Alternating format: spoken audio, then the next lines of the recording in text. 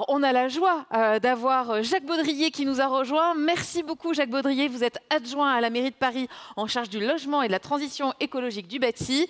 Pierre Delotte, merci pour les petits SMS qui étaient extrêmement utiles tout à l'heure. Merci. Non, il est formidable. Ah bah oui, il faut le dire. Alors, on a un grand plaisir à vous voir parmi nous ce soir.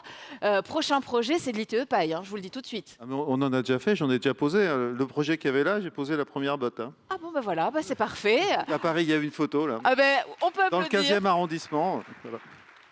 Donc très engagé, très engagé. Vous êtes très engagé sur l'éco-construction d'une manière générale, le biosourcé, le géosourcé, le réemploi, mais vous allez nous en dire plus. Tout à fait. D'abord, je voudrais vous remercier. Je suis adjoint à Paris en charge de la transition écologique du bâti. Donc en tant qu'élu de Paris, on est à Paris.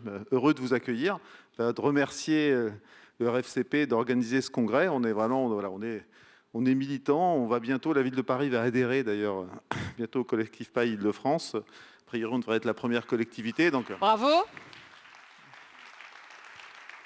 Alors, remercier vos deux co-présidentes, Nathalie Sanson et Julie Laurent, qui vont s'exprimer après moi. Donc voilà, on est en votre soutien des militants et tout ce qu'on peut faire pour le message que je voudrais vous dire en mon nom, mais au nom de la majorité d'Anne Hidalgo et de notre majorité unanime sur ce point.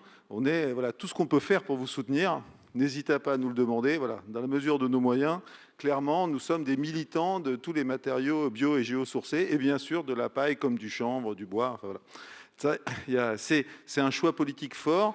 La ville de Paris a fait le choix depuis 2020, ce que j'ai proposé à la maire, mais ça a été immédiatement accepté, de privilégier autant qu'on peut, donc à quasi 100%, des isolants bio et biosourcés, systématiquement. Donc on met de la paille autant qu'on peut, et on est très demandeurs vis-à-vis de nos maîtres d'œuvre qui nous proposent des isolants en paille. On a déjà, je ne vais pas faire la liste, mais de nombreux projets, plus d'une dizaine, qui intègrent en particulier des ITE paille. Voilà.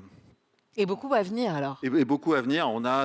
Il y a toute une zone d'aménagement qui est pas loin d'ici, Chapelle-Charbon, un de nos aménageurs, Paris Métropole Aménagement, qui a un partenariat avec le collectif PAI et qui va développer dans des immeubles de logement, dans une école neuve, plusieurs projets intégrant de la paille. Donc notre but, c'est nos maîtres d'ouvrage, qui est notre direction des constructions publiques, qui est très volontariste, qui a un service de recherche et développement, qui est très engagé sur les biosourcés, et nos bailleurs sociaux, parce qu'on a 270 000 logements sociaux, donc une certaine force de frappe, on en rénove 5 000 par an, ont mission de n'utiliser que des isolants biosourcés, et donc d'utiliser autant que possible du chanvre et de la paille. Voilà, c'est un choix politique. Alors ce matin, vous n'étiez malheureusement pas là, mais on a parlé de la qualité dans la construction, dans le bâtiment. La qualité dans la construction et le bâtiment, c'était aussi un bon maître d'ouvrage public.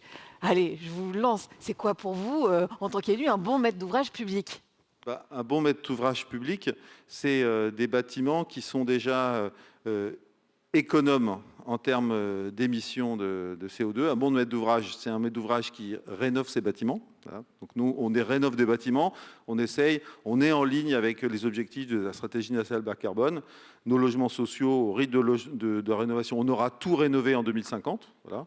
Et c'est un investissement, c'est notre premier poste d'investissement quasiment avec la création de logements sociaux, le bâtiment, et c'est ce qui augmente le plus, donc c'est un choix politique. En gros, on a augmenté les impôts pour produire des logements sociaux et pour isoler nos bâtiments et pour planter des arbres. Mais je dirais que les deux premiers sujets, c'est pour produire le logement social et isoler des bâtiments. C'est une priorité très très forte.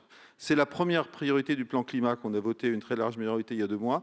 Donc là, pour nous, c'est un choix politique parce que si on n'isole pas nos bâtiments et si on ne les isole pas avec des matériaux biosourcés, eh bien, on se retrouvera avec les canicules qu'on vivra à Paris, qui est une ville très dense. On a eu 1000 morts en 2003. L'été 2003 sera l'été moyen en 2030. Donc si notre but, nous, on est dans une course de vitesse pour les économies d'énergie, mais aussi pour la santé publique. Et on sait bien que les matériaux biosourcés, si on construit avec des isolants paille, si on rénove surtout, parce qu'on va beaucoup rénover avec des isolants comme du paille, du chanvre, ça va être bien meilleur en termes de confort d'été. Enfin, je ne parle même pas de confort, d'habitabilité d'été. Et nous, c'est une politique autant de santé publique que d'économie d'énergie. Voilà. Autant, on a commencé par le climatique, mais maintenant, pour nous, on le prend encore plus par la santé publique. Et les gens qui rénovent leurs immeubles à Paris, parce qu'on va rénover beaucoup dans le privé, on est à 2000 là, on va être à plus de 10 000 dans 2-3 ans par an, eh bien, le premier argument maintenant pour eux, c'est la santé publique, avant même la paix climatique qui est évidemment embarquée. Donc pour nous, c'est une des grandes politiques prioritaires de notre majorité, tout secteur confondu, avec un soutien absolument unanime de l'ensemble de notre majorité. Merci beaucoup. Est-ce que vous avez un autre message à faire passer? Ah oui, vous pouvez applaudir, hein, un élu engagé comme ça. Voilà. Donc nous, on vous remercie de porter, hein, parce qu'on sait que c'est beaucoup de travail militant, bénévole. Souvent, il y a beaucoup d'entre vous qui êtes architectes qui donnent de leur temps en dehors de leur boulot pour faire avancer la cause de la paille. Eh bien, donc, vous vous remercier parce que c'est grâce à vous qu'on peut faire ces projets, qu'on a les moyens.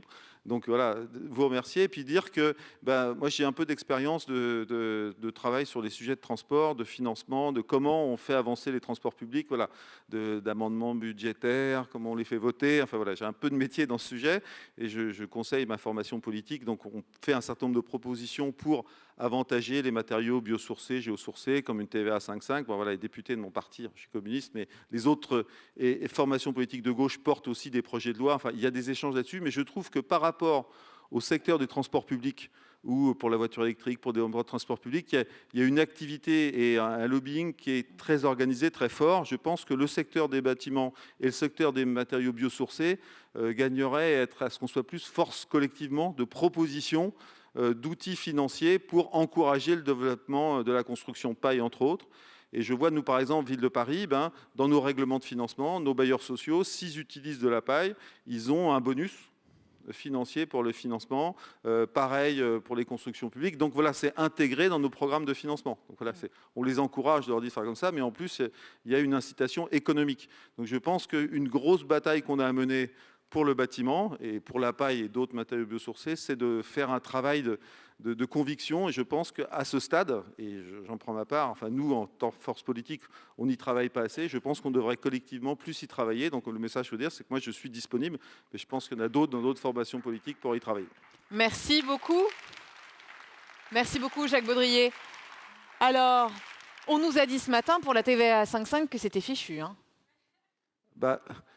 Je pense que ça m'est arrivé de faire voter des amendements pour financer un grand métro autour de Paris qui vaut plusieurs dizaines de milliards. Ce n'est pas la première fois qu'on y arrive. Mais je peux vous dire qu'à l'état actuel du lobbying et du force de conviction, tant qu'on ne va pas voir tous les députés, tous les sénateurs, qu'on ne fait pas un lobbying organisé, vu l'état du lobbying pour ce projet TVA 5,5, c'est normal qu'on n'y arrive pas. Il faut plus s'organiser, avoir d'autres propositions, y travailler. Voilà, je dirais que le nombre d'amendements en transport public au projet de finance, il est comme ça. Pour le transport, c'est comme ça. Pour le bâtiment, c'est comme ça. Donc, il faut déjà, je pense, faire beaucoup d'autres propositions, s'organiser, faire un lobbying transpartisan. Je pense que voilà, on a besoin de muscler dans le secteur du bâtiment, collectivement, le lobbying. Mais on va y arriver, il suffit de s'organiser. Merci beaucoup, Jacques Baudrier, pour votre présence, pour votre soutien, pour votre engagement.